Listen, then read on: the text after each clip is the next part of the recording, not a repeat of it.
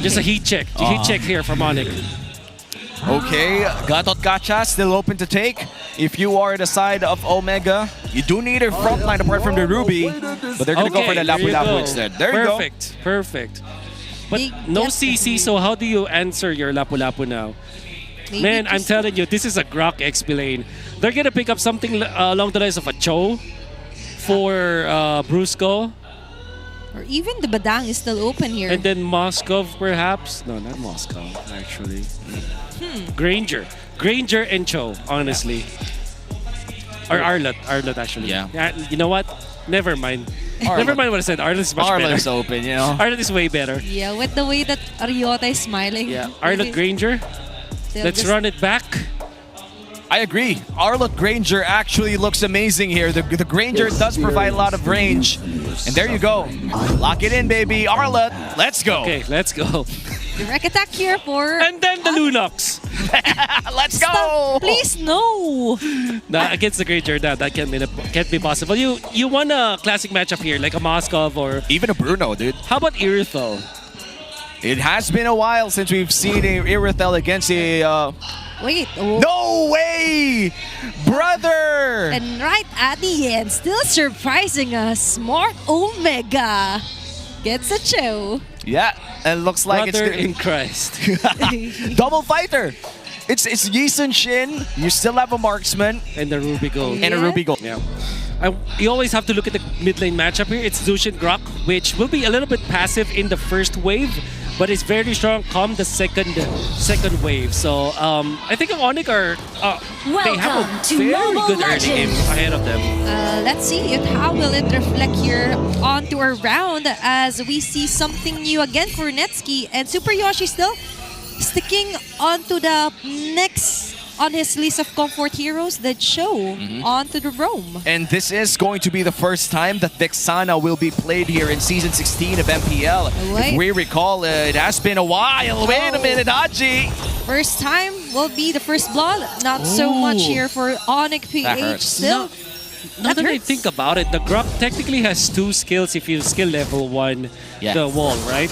Yeah, the passive too. As long as you have the passive and you target it correctly, like what we saw in the previous skirmish, Brusco, maybe that's the direct advantage of having the Grok now. And it's just not just the heavy swing, but also the ability to get that concussive blast. The early game burst is insane here for the new Grok, especially if you build damage. But sadly, it's MPLPH. We won't see damage Grok. Man, it's so annoying to face up a Grok in the mid lane if you are a static mage like this one, the Vexana. Like you have to walk in front of the minion wave. Yep. I mean, you have to walk to the minion wave in front of a Grok. And he's gonna smack you with the passive. Yeah, and unfortunately so for Haji, he knows the timing as well. He's easily displaced here with Brusco alone. So it's up to Smart Omega to somehow change things up, but a Grok never changes, especially onto denying and going for the intel here for the jungler of Smart Omega. Yeah, and that's going to be the first turtle about to spawn. And this time, Onic does have a short lead here. Still anybody's ball game. But in terms of wave management, it seems that Onic Philippines does have a big edge. Oh, Ryota being targeted here. Could easily dodge those incoming attacks for Smart Omega as they place and position themselves here on the first turtle being started by King Kong. King Kong holding on to this turtle. James is level 4 as well. Super Friends. This could be a big team fight. Bravest Fighter available. Flicker as well. The purple will be the objective here as the turtle goes in hands of Onic Philippines for free. And he's not even going to use his retribution. So get ready for a potential invade. And this time for Ryzen as well. He knows that there's just no way for him to contest and try to steal off the King Kong at first turtle here. Netsky hiding. It's going to be somewhat of an exchange poke around, but never really a first blood yet here on their game. By the way, a little bit of a lane report here between the gold laners. It is actually Netsky winning over Kelra in the first 2 minutes of the game as he was able to deny 1 gold cart away from Kelra. But eventually, I think the gold crabs piled up here for Kelra, eventually getting slight gold lead here against the Ruby gold lane. And we're yet to see a skirmish. Omega thrives on those skirmishes considering that they're running double fighter. So far, James They contacted here by Ryota Ryzen to the rescue. Oh no! But the final slash will miss out. The first blood will be going on to Ryzen. What a combo coming out from Omega. Again, the first blood not being in favor of Onic. They're sticking with their MO of not getting so much of the first bloods. And speaking of Kelra, he was able to recover when it comes to the farm because of the double lane setup and obviously the turtle that they were able to take. Unfortunately for Netsuki, Ruby is not a hero that can easily go double lane. That's true. So, yeah, well, you do have a lot of dashes, but it's much better if you linchpin your opponents in that lane. And so far for Onic Philippines, their gold lead does grow from 200 to 700, but it's still anybody's game. Omega yet to find a team fight that they want to see.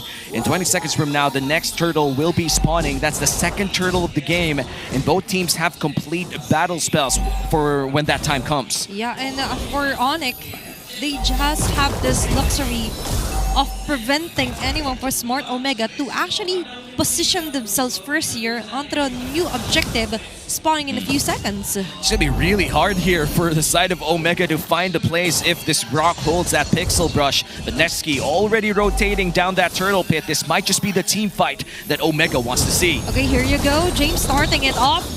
There's going to be the Mountain Chopper here. The vision is enough, but the damage isn't here for Smart Omega.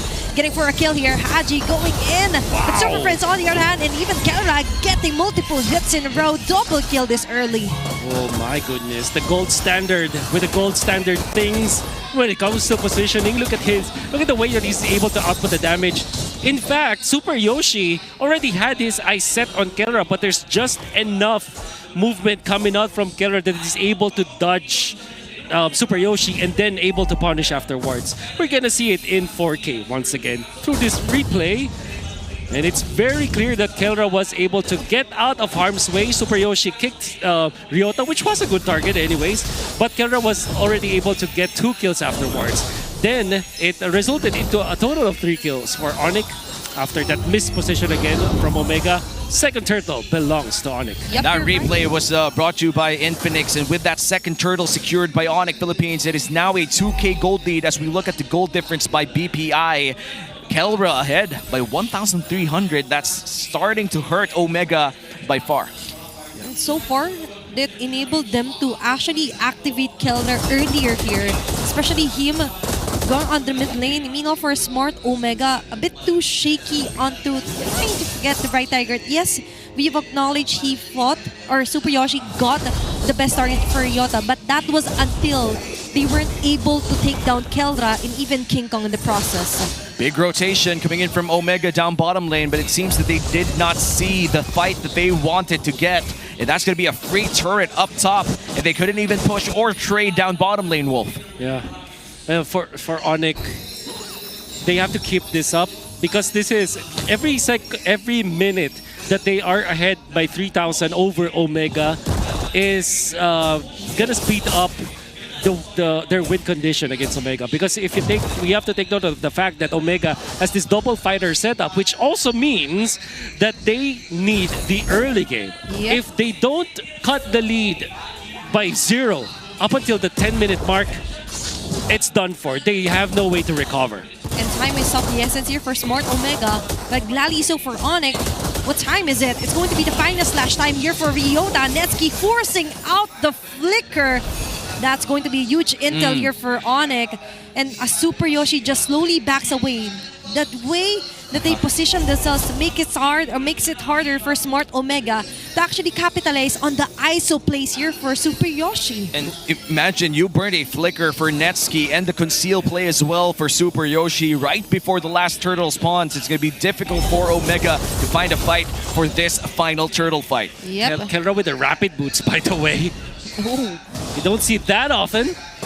And he's able to position himself so well, especially with his river speed up. Okay, there's going to be the kick. Super Prince able to back away. Purify activated. Turtle still onto the hands of the Sigma jungler. That's going to be all 3 turtles going to the hands of Onic Philippines, and it seems they're not done yet. Look at Brusco with the concealed potential. Oh, what a player with a stolen charge! Netsuki was the one getting caught on the crossfire, but for Onic still getting a turret out of all. Ho, ho, ho. Haji thought that he was the target. Well, he will be he will be stunned if he did not flicker in that moment. But for Brusco, he already set his eyes on Netsky. Just like in the previous game, they know who to target. Although that did not result into a kill, it resulted to a mid lane turret push, which, as we know, is not something that Omega can afford. Yeah, and look at this, the Infinix hand cam of the Sigma jungler on his King Kong. And they are still looking to dominate the rest of the map for now. That's going to be another turret down in the top lane. Forces James out of the Bravest Fighter, and Super Yoshi looking for another play. The pokes are getting a bit too real, and he is forced to flicker out. Okay, that's too real, and even the flicker has already been used here for James. That's so much of a movement here for those Sonics, and also ensuring that there is no way out here for Omega. We can see now for items that's the reason why Kera is hitting so hard in this game is because of this Malefic Roar. Already up a minute ago, so I think around the 7-minute mark. Okay, catching on Super Friends, but there's still the Crimson Beacon out of trajectory kick back there. Brusco as well, just keeping other members at bay. Brusco! Going to be a successful pick up, and another killer for King Kong. 2 members down. That's a mission fail for Smart Omega. Ryota with a concealed play. They're eyeing out another turret. Plus, so they will be able to spot on member of the Smart Omega onto their mission. That Grok play was just so Grok. There's no other way. It was so Grok. It was so Grok, bro. He literally stood in the mid lane knowing that if anybody dared to respond to that great engage coming in from Omega, that there will be a counter engage, which then resulted to this Lord taken by Onic Philippines. A free Lord for Onic. They're even delaying it. If I'm not mistaken, yeah, they want to delay it up until the 10-second mark. There it is. So that it will spawn later on. So that will be a little bit of their advantage. But like you said, it was just the Grok just manhandling the members of Omega. I remember when Super Yoshi went in for the jump for Super Prince, Brusco was able to save his teammates by zoning out the members that would follow Super Yoshi, and then he survives this without using a flicker. The toughest of them all. It's going to be Brusco here with his Grok, and even forcing out the Eternal Guard for Haji. Yep. A lot of resources being burnt here for the side of Omega, and the Lord hasn't even been marching yet. Now it will be spawning in the mid lane. The blessings are still up here down bottom lane, but top lane and mid lane is a different story altogether for Omega. And looking at the damage dealt, Kelra and Super Friends leading the charge here for Onic Philippines. Meanwhile, James has been tanking and dealing a lot of damage as the Lord marches down mid lane. This might just be a big fight if Brusco finds another play. Still a clear way here for Super Sonics to get an even turret on the Smart Omega. Wow. What a nice earthen rampart here for Brusco, the toughest of them all. And Netsky as well. And with a double tectonic charge catcher onto Haji. Ryzen is going down. All is war here for Smart Omega. Going outside of their base, taking down Kelra. Super Yoshi onto Brusco. Arthur Rampart yet again, while James fighting his ultimate, fighting his best, but still doesn't enough here for Super Sonics to actually finish off this round. But no, it's going to be enough as they set their sights onto the base. Super Yoshi and Haji will fall onto despair as Onic